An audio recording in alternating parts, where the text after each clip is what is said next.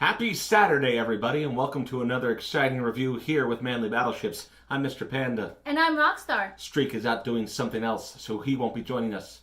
Not that it matters, because he has terrible taste in movies anyway. Today, we are going to review Godzilla, King of the Monsters, the second movie in the USA reboot of the epic franchise of Titans and humans and monster battles and all that cool stuff you saw in the trailer. And Roxstar is mostly here as the voice of caution because Roxstar hates monster movies. It's mostly a, hey guys, don't take my opinion too seriously because I don't like monster movies. She's terrible taste. So, no one heard that. You spoke way too she has terrible taste! It's going to be a spoiler-free review. We're not going to talk about anything that's in the movie that you either couldn't have figured out from the trailer or that is a reveal slash secret slash... Spoiler? Not really. I mean, what do you really spoil in a movie that's about giant titans fighting each other? It's like, oh, Clash of the Titans. I wonder what's going to happen in this movie. That's not why I think they're not spoilers. So let's get to the parts that we need to talk about bit by bit. Now, the first thing we were going to talk about is the lead up to the meat of the story. What are we dealing with from a plot perspective in the what's the window dressing? Slow, boring nothingness. In the post-Godzilla world, which I don't think you've seen the original movie, have you? No. I miss Bryan Cranston already. In the post-Godzilla world, Monarch, the shadowy private organization that's kind of good guy, I guess. It's kind of hard to tell. It's a little bit ambiguous. Is set up around the world monitoring the Titans in their hibernative state. And also tracking Godzilla. Actually... All the while keeping the government at arm's length. Actually, the funny part is, as I was watching Monarch, it reminded me a lot of Cerebus from Mass Effect. Anybody who's watched Mass Effect will know what I'm talking about, and I possibly just spoiled the movie for you, so... Why would you do that? I don't even know what you're talking about. Exactly. So that's good. Funny story. I've never played the Mass Effect games. I mean, not really. I've been on them for a few minutes, but I've read the Mass Effect novels. You need to actually play the book. Like, seriously, I want you to do one where... Can we talk about the Godzilla movie now? I'm sorry. Mass Effect is so much more interesting. Oh my god. You already know where this review is going, don't you? Alright, so that's the lead up. We have basically four important characters. That I didn't bother learning the names of. So you're going to get Mom, Dad, Kid. Mom, Dad, Tywin Lannister, and that weird kid from that weird Netflix show. Dude, when Tywin Lannister first walks in, she can tell you. It was just like, oh, the Reigns of Castamere are playing right now. That's not a spoiler or a twist, really. You just know what's going to happen, okay? It's just there. Other than that, I mean, what kicks everything off is essentially a lot of the Titans come out. Most especially, if you're familiar with the Godzilla canon, King Ghidorah. Or just Ghidorah, because, when you say King Ghidorah, it sounds a little, weird. As far as monster reveals go, I enjoyed all of the monster reveals. I did. What did you think, Roxstar? Were there any that you enjoyed at all? I only like Mothra, and that's just because it was pretty. Mothra's very nice. Past that, really, it could have... Oh, come on. You didn't like Rodan just showing up out of the volcano like, rah! Not Arise, chicken! Chicken, arise! It would have made it much more fascinating if I knew more about why they were in certain locations. Like the lore of why they were in certain locations. For that, you'd have to watch some Godzilla movies! I prefer yokai. And reading Hey, we've been them. over this. Your thesis said that kaiju were part of the yokai mythos. They are. Yeah, so there you and go. I prefer reading about them more than I prefer watching the movies. Alright, so you liked Mothra. I thought that the Mothra warm-up towards the beginning was actually really cool. Basically, anytime Mothra was on screen was actually really interesting for me, personally. Got a couple memes out there to tell you all sorts. Queen. Queen. McQueen. Queen. Here comes Ghidorah. Spit on the fake queen. Spit, spit, spit. Oh, they do kind of do that, don't they? Yes, they do. Yeah. Not a spoiler. It's fine. So the monsters that I get focused on the most are, of course, the Mr. King himself, Godzilla. We got Ghidorah, Rodan, and Mothra. Those are the four that really show up the most. There's a bunch of other ones, and you get glimpses of them or little hints about them. Yeah, there was a lot of stuff that it felt very much like a Marvel movie in the sense where it's like if you weren't paying close attention to some of the screens or some of the dialogue, you might have missed then like little Easter eggs of here and there. Like, I guess this isn't really a spoiler. Kong is teased. Oh yeah, like he actually briefly shows up in the background of one of the televised screens. You have to look really closely to catch it because it kind of just flies by. But that's also not a spoiler in the sense that they've already kind of announced that they want to do a Godzilla versus Kong movie. Yeah. Now, what exactly that's going to be about, other than the initial beat 'em up, I don't know. You know what I just realized though? What? Like we're now going to get to the part where the monsters fight, and which fights are the best. And you're not going to like any of them. And yet, you're the one who introduced me to Rampage. Rampage, the video game, not the movie, 1, 2. And Rampage I like because I'm actually playing. Like, I'm actually playing a video game. You didn't like the movie? I haven't watched the movie to know. You haven't watched Rampage? Did you know that I think at this point it's technically the highest rated video game adaptation movie of all time. Thank you, Dwayne "The Rock" Johnson. Besides Detective Pikachu? Like, did Detective Pikachu not bring it out? I mean, I don't know if Detective Pikachu counts. Yes, it does. There's a Detective Pikachu video game, and they've mentioned several times that this is tied into that. I thought that it was considered an anime adaptation, honestly. But I mean, like, you're right. Technically, I guess you're right, because Pikachu, the whole Pikachu mythos is video game. Okay, fair enough. Fine. Detective Pikachu, I guess, now dethroned Rampage. But Rampage was until Detective Pikachu. In fact, sadly... You mean as much fun as I was going to have at Godzilla? No, actually, I was going to say, sadly, I actually had more fun during Rampage than during the Godzilla movie, which might surprise you. Were there any of the fights that stood out to you at all? There's multiple encounters between Godzilla and Ghidorah, as you might expect. Well, here's my problem, and let me explain why, because otherwise I'm just giving you guys a no and not explaining why. A big reason why I didn't like the monster fights is I felt not just the monster fights, but the whole movie felt like it was written by an algorithm. So, like, every single part, I have never watched a monster movie, and I could basically tell you, yeah, that was going to happen, that was going to happen, that was going to happen. Except The Shape of Water. The Shape of Water doesn't count as a monster movie. The Shape of Water is literally a monster movie. Stop calling it science fiction. It's a monster movie. It's fantasy. It's a grown-up fairy tale. Moving on. Yeah, 50 Shades of Grey is a fairy tale, I guess. There's tale of something going on here.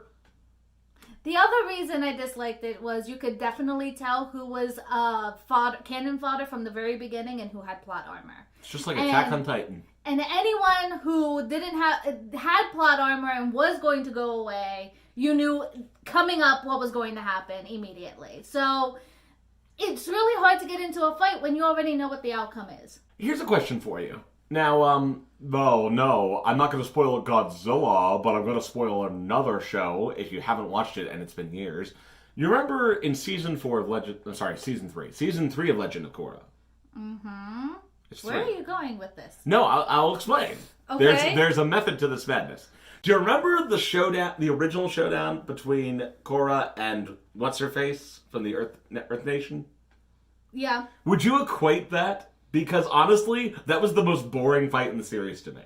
Because it's like, well, we know exactly what's going to happen here, don't we? Well, yeah, no, but there are parts of Legend of Korra that I dislike, and that was one of them because it was just. Well, there's lots of things I dislike about Legend of Korra. No, but I'm trying to find a method to emulate what you're talking about. Yes, that's essentially.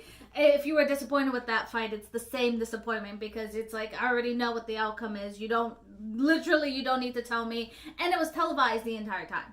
Like the whole movie telegraphed itself from from the first 10 minutes for me. Even if you're not a Godzilla fan. I mean, I'm not going to disagree with you. It's like it certainly was by the book. The tropes originated with the monster movies, but that being, I don't know. I don't know what to tell you. There's just some tropes that I dislike, like the everyone's running, and then they pause. Like, I won't explain the exact moment in the movie. Everyone's running, then there's a big pause, and we all stare at the shiny monster like inches from us. Man, you didn't like Jurassic Park either. No, I actually don't like Jurassic Park either. See, I'm telling you, terrible taste. And then it's like, oh, we're going to appreciate how big and oh my god and scary it is. And then, oh, look, these people died because you were too freaking close to the monster. And then we're all going to run again and scramble. And it was what did we say every about single... Okay, fair enough. That kind of just happens. Often. Often. In fact, I think it was like every fight there was a moment like that. And it got very tiring. So I was trying to find ways to tie in your complaint to some things I noticed about the movie that I didn't think were good. Mm-hmm. And I'll say this much. I did enjoy certain fights. Things which, like, Ghidorah kind of just looks really cool. But if you've watched the Netflix animated Godzilla movies that came out as like a mini-series of movies, it reminded me a lot of that in certain regards. However, there's a definite problem with the way that the movie is structured. And I don't think that you can really appreciate it like from the outside looking in unless you've seen more Godzilla movies. But there's a really good review article written by John at Anime Nation, if you're interested in looking that up, that like spelled out exactly what I was thinking. And that is, he noted that if you go back to the original Godzilla movies, like the first one, they're shot very differently from later Godzilla movies. And part of the reason for that is that in the original one, Godzilla is a metaphor. So it's all about humanity versus the force of nature. Godzilla is a force of nature and all that good stuff. So you get a very different feel from later Godzilla movies. Whereas in later Godzilla movies, what they're doing, you notice what they never do with the cinematography is that you never get the fights from the perspective of the monster, like an over-the-shoulder shot or like you never all the fighting is third person's perspective, and a confusing number of shots that I didn't really think about until after the fact. I was like, oh yeah, Godzilla falls to the ground. And it's shot from down there by the humans. And I'm like, I mean, that would have been a lot cooler if we had seen it from, like, Ghidorah's perspective. I agree with that review to the extent that I think the problem is they couldn't decide what they wanted to do. Well, not only that, but I noticed the other thing that they tend to do was, like, anytime the monsters roared or something, like, if they did do a close-up, it would be shaky cam. Like, it would be like somebody was holding a camera up to Ghidorah and doing this. Which might be slightly immersive in 3D. I don't know. We didn't see it in 3D. So, disclaimer to that extent. Like, that really hit home to me because I'm like, you know what? You're right. Because it feels like they want to make the movie man versus nature. If you watch the original, the most recent Godzilla movie here in America, that's exactly how that film is shot. But the problem is, in this new movie, they're trying to tie in the feel of the later Godzilla movies, where it's like, it's about the monster bashing. It's about getting in with the character of the monster. And the problem is, they didn't do that. That was terrible execution on their part, because there's from an audience perspective, you don't get into the fight. It's just like, I don't want to say it this way, but it's almost like backdrop. And I started to realize that it's like, yeah, the reason I enjoyed it was mostly because, yay, I get to see these characters on screen. It's I got nostalgia hooked in. But like, if I was watching this on any other occasion, I'd be like, yeah, it's worth a viewing if you are into the monster scene, but I really wish that they could have done more with it. And it's not just about not liking monster movies. There actually is just, the way the film is constructed, I feel could have been done a lot better. Well, there's so much that could have been done, and I think there's even so much that could have been done to get people who aren't into monster movies into it, because there was like 30-second glimpses every now and then of like them talking about, well, ancient history. They talked about these people as gods, and then like the moment you start to, you don't even get your teeth sunk into the lore when they take it away and they rush to go do whatever crazy action scene. And then there's that one scene. I overdid it today. I'm gonna sleep forever. F*** you and f*** your house! That just kind of goes like that. You'll know what I'm talking about when you watch the movie. Which, by the way, Roxy obviously won't encourage, but I'll say, you know what? Yeah, go see it once, and you're gonna have to make up your own mind about it. Well, no, and then after that scene is where the movie gets racist for me. So I'm not saying anything. that's all I'm gonna do about that. Like once you watch the movie, what I'm saying is don't take it from my opinion because I'm obviously gonna rate this very low for multiple reasons. So like take my opinion for a grain of salt. If you really like monster movies, I saw the enjoyment on his face. He seemed to enjoy it a lot while he was there, despite the criticisms you're giving it. I'm giving it because I'm good at giving objective critiques, even when I enjoy something. Like I can enjoy something and still think that it's a very flawed film. So what you're saying, it's a movie to turn your brain off and watch because I felt like I couldn't. Well, that was the problem. Like I even turn. I don't know. I feel like I got more out of it because I was familiar enough, and I'm not even a huge monster movie fan to the extent that I haven't seen all the Godzilla movies. I just like the characters. So I got hooked on that aspect of it. I like seeing them. But like the more repeat viewings will get old very quickly. This is not going to be one of those classic Godzilla films, unfortunately. Do you have anything else to say? Not that I could think of, because again, for me, I would just be on a broken record. I thought it was okay. Here's a question for you. Would you rather, if you had to rewatch one, oh God, would you rather rewatch this movie or Brightburn? That's actually really hard because there's a lot of parallels for me in Brightburn. I'm usually not a horror fan, and I went out on a limb to go watch this one because it was a superhero one. And to go there and see all the stuff, because it's like, yeah, maybe I never watched horror and I never watched monster movies, but I've watched parodies of them.